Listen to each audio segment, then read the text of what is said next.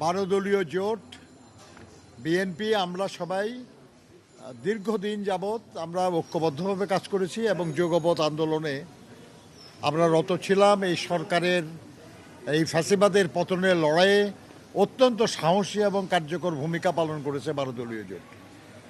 তো আমরা আজকে আমাদের মহাসচিব মির্জা ফখরুল ইসলাম আলমগীর, বেগম সেলিমা রহমান, আব্দুল ওয়াল মিন্টু সহ আমরা 12 দলীয় জোটের শীর্ষ নেতৃবৃন্দের সঙ্গে বসছিলাম।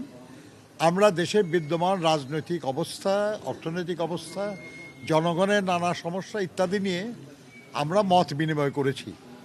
এই ধারাবাহিকতায় আজকেও আবার এর খানিকক্ষণ পরে আপনার সমমনা জোটের সঙ্গে আমরা বসবো, এরপরে লেবার পার্টির সঙ্গে বসবো এবং আপনার এলডিপির তাদের মূল নেতারা 2-1 বাইরে আছেন ঢাকার, সেজন্য তারা ফেরার পরে 2-1 দিনের মধ্যে বসবো।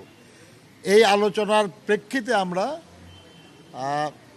কিছু করণীয় কোনো সিদ্ধান্ত হলে সেটা আমরা আপনাদেরকে পরে জানাবো এবং সেখানে যখন জানাবো তখন আমরা সবাই থেকেই জানাবো আপনাদেরকে।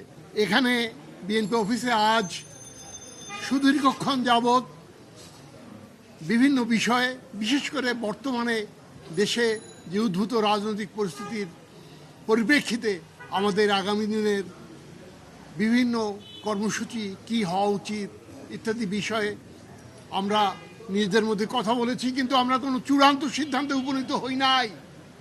বিএনপির স্ট্যান্ডিং কমিটির মিটিং আছে, কাল পরশুর মধ্যে ওনারা সিদ্ধান্তে আসবেন। আমরা নিজেদের ভিতরে কেবল কিছু কথাবার্তা বলেছি, মত বিনিময় করেছি। সাংবাদিক বন্ধুগণ, আপনাদের কাছে আমি শুধু বিনীতভাবে এই কথাটুকুই বলতে চাই যে 12 দলীয় জোট এবং বিএনপি এবং দেশের ফ্যাসিবাদ বিরোধী যে রাজনৈতিক শক্তিসমূহ দীর্ঘদিন যাবৎ যে আন্দোলন করে এসেছে, আমাদের সেই আন্দোলনের এবং সেই ঐক্যের প্রয়োজনীয়তা ফুরিয়ে যায় নাই। আগামীতে সেটা আরও গভীরভাবে অনুভূত হবে। আমরা সেই বিএনপির সঙ্গে অন্যান্য রাজনৈতিক দলগুলিকে নিয়ে অতীতের ন্যায় আমাদের কর্মসূচি আপনাদের সামনে খুব শিগগিরই ঘোষণা করব। আপনাদের সকলকে ধন্যবাদ।